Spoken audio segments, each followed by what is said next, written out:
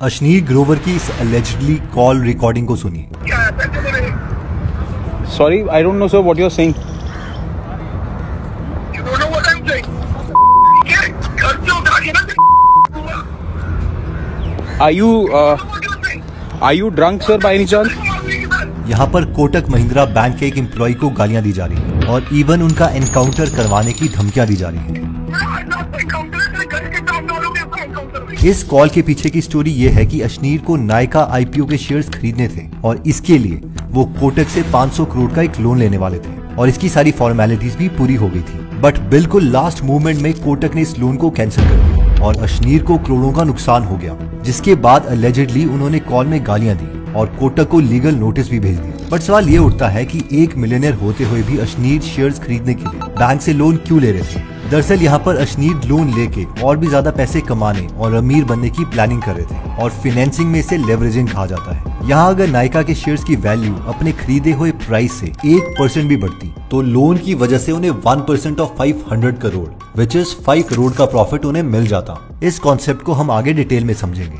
अब हम में से कई लोग ये सोचते होंगे कि लोन लेना तो एक बैड आइडिया है और भला लोन लेके कोई पैसे कैसे कमा सकता है। बट हम ऐसा इसलिए बोल रहे हैं क्योंकि हम में से ज्यादातर लोग ये नहीं जानते कि दुनिया के रिचेस्ट लोग अमीर बनने के लिए सबसे ज्यादा लोन्स का ही इस्तेमाल करते हैं। बट हमारे लिए ये भी जानना जरूरी है कि ज्यादातर इंडियन लोन्स लेने से डरते क्यों हैं और क्या रीजन है कि मिडिल क्लास लोग लोन्स को नेगेटिवली देखते हैं। इसे समझने के लिए इस डेटा को देखिए। यहाँ पर पर्सनल लोन सबसे ज्यादा पॉपुलर है और इसके साथ ही आज मैक्सिमम इंडियंस कार लोन्स और क्रेडिट कार्ड लोन्स भी ले रहे हैं और ये सारे लोन्स बैड डेट की कैटेगरी में आते हैं, जिसका मतलब है कि हम ये लोन्स लेके लायबिलिटीज खरीद रहे हैं जिसके बदले हमारी कोई इनकम जनरेट होती ही नहीं। उल्टा इसके लिए हमें हमारी जेब से एडिशनल पैसे खर्च करने पड़ते हैं। फॉर एग्जाम्पल, एक रिसेंट सर्वे के अकॉर्डिंग आज हर 5 में से 1 इंडियन अपने ट्रेवल के बिल्स पे करने के लिए पर्सनल लोन ले रहे हैं और 10% इंडियंस तो अपने EMI और क्रेडिट कार्ड्स के ड्यूज भरने के लिए लोन ले रहे हैं। वहीं दूसरी तरफ अमीर लोग लोन्स लेके अपने लिए कोई बंगलो या कार नहीं खरीदते, बल्कि इस लोन से वो एसेट्स खरीदते हैं जिससे वो और ज्यादा अमीर बन पाए। फॉर एग्जाम्पल, वो लोन पे लिए हुए पैसों को रियल एस्टेट, स्टॉक्स या बिजनेस में लगाते हैं जिससे उन्हें अपने लोन की EMI से ज्यादा रिटर्न्स मिलते हैं। इनफैक्ट हर वेल्दी इंसान काफी सारे लोन्स लेके ही आज वेल्दी बने हैं और ये मेरा नहीं, क्रेडिक्स के फाउंडर कुणाल शाह का मानना है। Every wealthy person has become wealthy by taking a lot of loans. But यहाँ डिफरेंस यही है कि ये सारे लोन्स गुड डेट की कैटेगरी में आते हैं जिसे एसेट्स में या फिर उस बिजनेस को एक्सपैंड करने के लिए इन्वेस्ट किया जाता है ताकि वो हजारों करोड़ों रुपए के प्रॉफिट कमाए। अब हम में से कई लोग सोच रहे होंगे कि 1, हम जैसे मिडिल क्लास लोगों को ऐसे इन्वेस्टमेंट करने के लिए भला पैसे कौन देगा, और 2, इवन अगर हमें लोन मिल भी जाता है तो एक आम आदमी की रिस्क टेकिंग एबिलिटी होती कितनी है। वो लोन वाले पैसों को ऐसी जगह लगाने का रिस्क कैसे ले जहाँ पर पूरे पैसे डूबने के चांसेस हैं। और ये पॉइंट एकदम ठीक है। किसी भी नॉर्मल मिडिल क्लास आदमी को अशनीर ग्रोवर की तरह 500 करोड़ का लोन कोई भी नहीं देगा, ना ही उन्हें कोई रियल एस्टेट या किसी बिजनेस में इन्वेस्ट करने के लिए लोन आसानी से मिलने वाला है। और इस प्रॉब्लम का सोल्यूशन यही है कि हम स्टार्टिंग में वहां से शुरू करें जहां पर बहुत ही कम पैसे लगा के हमें ज्यादा ग्रोथ मिल सके, बेशक वो शुरुआत कितनी ही छोटी क्यों ना हो। और कुछ ऐसा ही इन नॉर्मल मिडिल क्लास लेडीज ने आज से 60 साल पहले किया है। इन्होंने 1600 करोड़ की कंपनी खड़ी कर दी और वो भी बिना किसी एजुकेशन और बिना किसी बिजनेस एक्सपीरियंस के, वो भी अपने घर की छत से शुरू करके। हम बात कर रहे हैं लिज्जत पापड़ की और इनके फाउंडर्स ने पहले दिन सिर्फ 4 पैकेट बेचे थे और काफी कम लोगों को ये पता है कि इस कंपनी को 1959 में 7 मिडिल क्लास गुजराती लेडीज ने शुरू किया था ताकि उनको घर चलाने के लिए कुछ एक्स्ट्रा पैसे मिल सके। और इसे शुरू करने के लिए उन्होंने 80 रुपए का एक छोटा सा लोन लिया था। वही आज लिज्जत पापड़ इतना सक्सेसफुल है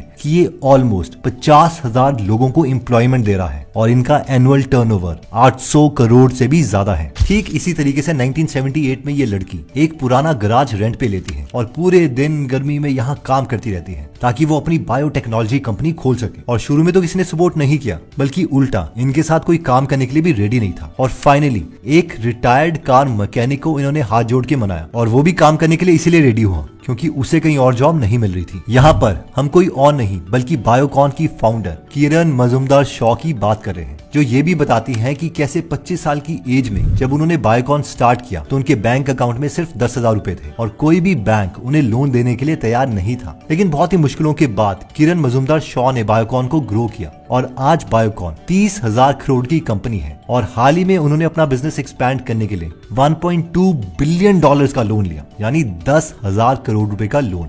और ठीक इसी तरीके से जब हम अपना बिजनेस इस्टेब्लिश करके अच्छी खासी वेल्थ क्रिएट कर लेते हैं तो हम लोन्स लेके ज्यादा से ज्यादा पैसे बना सकते हैं, जिसे फाइनेंशियल लेवरेजिंग कहा जाता है। फाइनेंशियल लेवरेज को हम आसान भाषा में एक एग्जांपल से समझते हैं। मान लीजिए कि आपके पास 2 लाख रुपए हैं और आपको किसी बिजनेस में 20% की ग्रोथ अपॉर्चुनिटी दिखाई दे रही है। अब अगर हम 2 लाख रुपए इस बिजनेस में लगाते हैं तो इसका 20% हुआ 40,000 रुपए और इतना हमें रिटर्न मिलेगा। बट वहीं पर अगर हम 8% का इंटरेस्ट रेट पर 18 लाख रुपए का एक लोन लेते हैं और इसमें अपने 2 लाख ऐड करके इसी सेम बिजनेस में इन्वेस्ट करते हैं तो हमें 20% ऑफ 20 लाख यानी 4 लाख रुपए का रिटर्न मिलेगा। और इस 18 लाख के लोन पर हमें 1,44,000 का इंटरेस्ट पे करना पड़ेगा। यही इंटरेस्ट पे करने के बाद भी हमें 2.5 लाख रुपए का एक्स्ट्रा प्रॉफिट हो रहा है और इसी को फाइनेंशियल लेवरेजिंग कहा जाता है। बेसिकली इसमें हमने अपने कैपिटल को मैक्सिमाइज करने के लिए लोन का इस्तेमाल किया है ताकि हम एक बड़ा अमाउंट इन्वेस्ट कर सके और इस पर हमें ज्यादा से ज्यादा रिटर्न मिले। लेकिन इसमें रिस्क भी बहुत ज्यादा है। अब हम 4 ऐसे तरीके देखते हैं जिससे अमीर लोग पैसों को लेवरेज करके और भी ज्यादा अमीर बनते हैं। Method 1, investing in commercial properties, जिसमें हम रेंटल इनकम अर्न कर सकते हैं। इसकी एक बहुत ही इंस्पायरिंग स्टोरी है। इमेजिन कीजिए कि इंसान है जिसकी 5,000 रुपए की सैलरी है और वो एक छोटी सी दुकान में हेल्पर का काम कर रहा है और वो इस मेथड को यूज करता है। तो उसे आज कितना रेंट मिलता होगा? 50,000 रुपए, 1 लाख रुपए? नहीं, 2021 में इन्हें 769 करोड़ का रेंट मिला है। इनफैक्ट इन्हें सिर्फ एक बिल्डिंग से 4 करोड़ रुपए पर मंथ का रेंट मिलता है। इनका नाम है विजय अग्रवाल, जो कि एक सत्वा ग्रुप नाम की रियल एस्टेट कंपनी के आज मैनेजिंग डायरेक्टर हैं और इनकी खुद की नेटवर्थ 4,000 करोड़ से भी ज्यादा की है। और अगर हमें भी लोन लेके ज्यादा से ज्यादा प्रॉफिट या रेंटल इनकम कमानी है तो हम उन प्रॉपर्टीज को खरीद सकते हैं जो अपनी एक्चुअल वैल्यू से काफी कम प्राइस में बिक रही हैं। और इसे करने का तरीका गैरी केलर ने अपनी book millionaire real estate investor में बताया है। बेसिकली वो बताते हैं कि कई प्रॉपर्टीज हैं जो फैमिली डिस्प्यूट्स, फैमिली इमरजेंसीज या फिर लोन प्रॉब्लम के चलते काफी डिस्काउंटेड प्राइस में बिक जाती हैं और हमें ऐसी ही प्रॉपर्टीज को ढूंढना है। फॉर एग्जाम्पल, आज गोवा की जो प्रॉपर्टी प्राइस की ग्रोथ है और रेंटल यील्ड है वो बहुत ज्यादा है और अगर हम इस वेबसाइट पे जाएं तो हमें यहाँ गोवा की वो सारी प्रॉपर्टीज दिखेंगी जिसके ओनर लोन रीपे नहीं कर पा रहे हैं। सो बैंक इन प्रॉपर्टीज को काफी सस्ते प्राइस में ऑक्शन करता है। जैसे कि यहाँ गोवा के पॉश एरिया के 2 घर सिर्फ 70 लाख के ऑक्शन में बिक रहे हैं, जो कि इसकी रियल मार्केट वैल्यू से काफी कम है। और as a thought experiment, let's say कि हम 10 लाख का डाउन पेमेंट करके 70 लाख रुपए का एक लोन लेते हैं और इस प्रॉपर्टी को खरीद लेते हैं, रेनोवेट करते हैं, तो इसकी वैल्यू एटलीस्ट 20 से 30 लाख ज्यादा की तो हो जाएगी और हम इसे हर महीने अपनी लोन की EMI से भी ज्यादा रेंटल इनकम अर्न कर सकते हैं। और इसके साथ ही अगर घर का प्राइस 5 या 6 साल में बढ़ जाता है या डबल के आसपास हो जाता है तो ये लोन एक गुड डेट कहलाएगा, ना कि बैड डेट।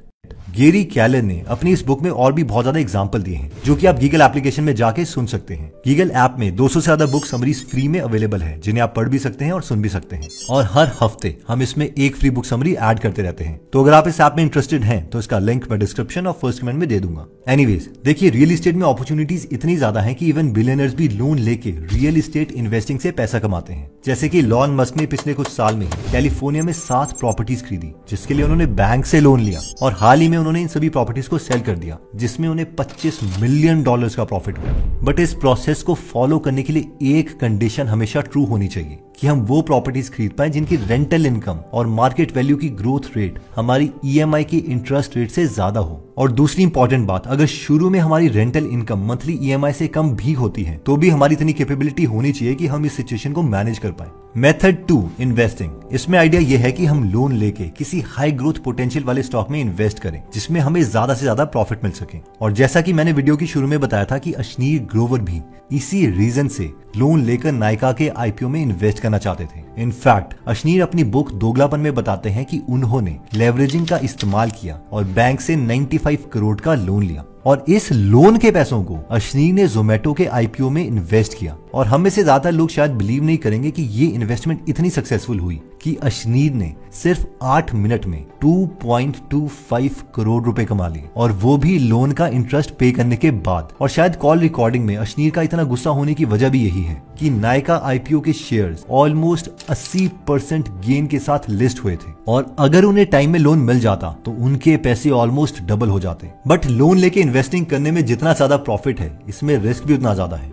ऑल्सो जहां अश्नीर जैसे इन्वेस्टर्स के पास मिलियंस ऑफ डॉलर्स की वेल्थ है, वहीं दूसरी तरफ हम जैसे मिडिल क्लास इन्वेस्टर अगर थोड़ी बहुत वेल्थ इकट्ठा कर भी लेते हैं तो भी हम लोन लेके स्टॉक मार्केट जैसी रिस्की जगह में इन्वेस्ट नहीं कर सकते क्योंकि हम में से ज्यादातर लोगों को नॉलेज भी कम है और साथ में चांसेस भी यही है कि इससे हमारे सारे पैसे डूब जाएंगे।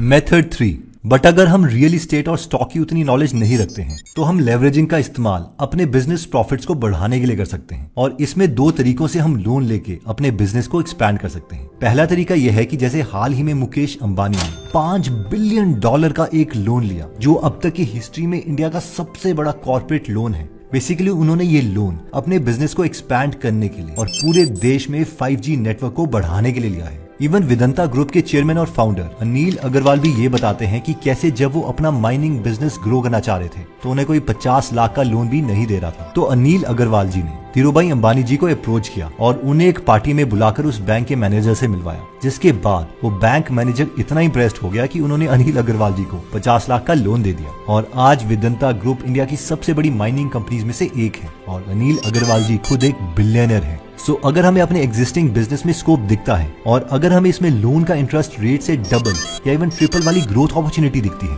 तो हम भी लोन लेके अपने बिजनेस को एक्सपैंड कर सकते हैं। आइए इस पे एक थॉट एक्सपेरिमेंट करते हैं। अगर हमारा एक रेस्टोरेंट का बिजनेस है जिसकी ग्रोथ बहुत ही अच्छी है, इतनी अच्छी कि इवन किसी दूसरे टाउन या एरिया में भी हमारे लिए डबल ग्रोथ अपॉर्चुनिटी है, तो सिर्फ ऐसी सिचुएशन में हम अपना लोन लेके उस पर्टिकुलर टाउन या एरिया में अपने रेस्टोरेंट की एक और ब्रांच खोल सकते हैं ताकि हमें इस ग्रोथ अपॉर्चुनिटी का ज्यादा से ज्यादा फायदा मिले। सेकंड, एक बार अगर हमारा एक पर्टिकुलर बिजनेस वेल एस्टेब्लिश्ड और सक्सेसफुल हो जाता है तो हम लोन लेके किसी दूसरे बिजनेस में भी पैसे इन्वेस्ट कर सकते हैं या फिर उन्हें पूरी तरह से बाय आउट भी कर सकते हैं। इस प्रोसेस को लेवरेज्ड बाय आउट कहा जाता है। कई बिलियनियर्स इसे यूज करके दूसरे प्रॉफिटेबल कंपनीज को एक्वायर करते हैं। फॉर एग्जाम्पल, गौतम अदानी को जब सीमेंट इंडस्ट्री में ग्रोथ दिखी तो उन्होंने खुद का बिजनेस नहीं खोला, बल्कि उन्होंने एसीसी और अंबुजा सीमेंट को एक्वायर करने का प्लान बनाया और इसके लिए उन्होंने 32,000 करोड़ का लोन लिया। अब स्मॉल बिजनेस ओनर्स तो इतना बड़ा लोन नहीं ले सकते, बट इस मेथड को समझ सकते हैं और शायद कभी सही टाइम आने पर छोटे स्केल में हम इस आइडिया को इम्प्लीमेंट कर पाए।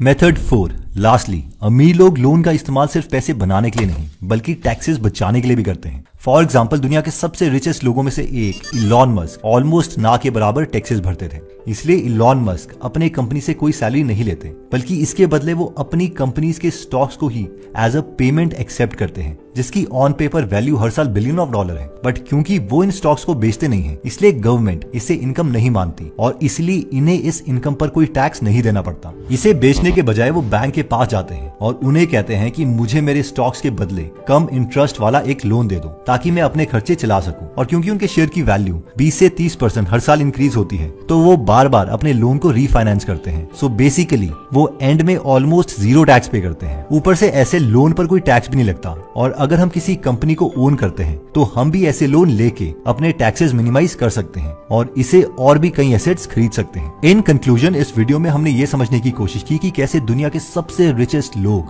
लोन लेके ही अमीर बनते हैं और कैसे वो अपने पैसे को लेवरेज करके और भी ज्यादा पैसे कमाते हैं। बट अगर हम मिडिल क्लास इंडियंस की बात करें तो हम में से ज्यादातर लोग लोन लेके ऐसे इन्वेस्टमेंट करने का रिस्क नहीं ले सकते। ज्यादा से ज्यादा या तो हम लोन का इस्तेमाल करके एक खुद का बिजनेस एस्टेब्लिश कर सकते हैं या फिर हम इसमें छोटे मोटे कमर्शियल प्रॉपर्टीज ले सकते हैं। इससे ज्यादा रिस्क लेने के लिए सबसे बड़ी प्रॉब्लम यह है कि हमारे पास उतनी नॉलेज नहीं है और हाँ, उतनी रिस्क कैपेबिलिटी भी नहीं है। इसलिए मेरे ओपिनियन में सबसे पहले तो हमें खुद को एजुकेट करना चाहिए और बाद में थोड़ी बहुत इन्वेस्टमेंट करके अपने कम पैसों में मिस्टेक्स कर लेनी चाहिए ताकि बड़ा रिस्क लेके बड़ा धमाका ना करें। और सेविंग और इन्वेस्टमेंट करने के सबसे बेस्ट तरीकों पर हमने ये वीडियो भी बनाई है, जिसे आप यहाँ पर आई के बटन को क्लिक करके देख सकते हैं। फाइनली सबसे इंपॉर्टेंट बात, लेवरेजिंग बहुत ही इंपॉर्टेंट कॉन्सेप्ट है, लेकिन ये धमाका भी है जो सिर्फ हमारे ऊपर भी चल सकता है। फाइनली आई होप ये वीडियो आपको बहुत अच्छी लगी होगी और इसे जरूर अपने फैमिली वाले ग्रुप में व्हाट्सएप में जरूर शेयर कीजिए ताकि आपके फैमिली मेंबर्स या फ्रेंड्स को पता लगे कि लोन की पावर क्या है और ये बैकफायर भी कैसे कर सकता है। एनीवेज दोस्तों, अगर आप ऐसी नॉलेजेबल वीडियोस मिस नहीं करना चाहते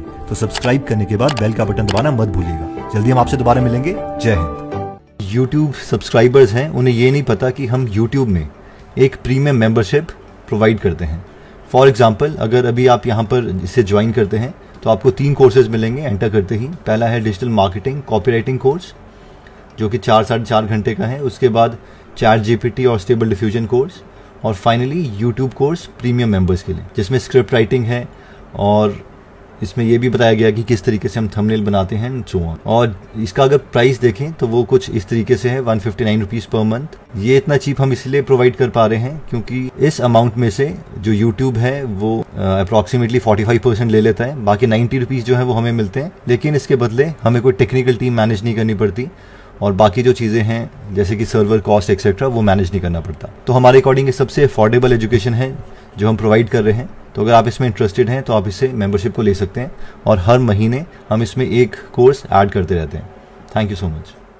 अगर आप हमारी वीडियोस मिस नहीं करना चाहते तो हमारा पेज लाइक करने के बाद 3 डॉट्स के बटन को प्रेस करके फॉलो के बटन को सिलेक्ट कीजिए और फाइनली सी फर्स्ट के ऑप्शन को सिलेक्ट कर लीजिए। इससे आपको हमारी हर पोस्ट मिलती रहेगी। जय हिंद।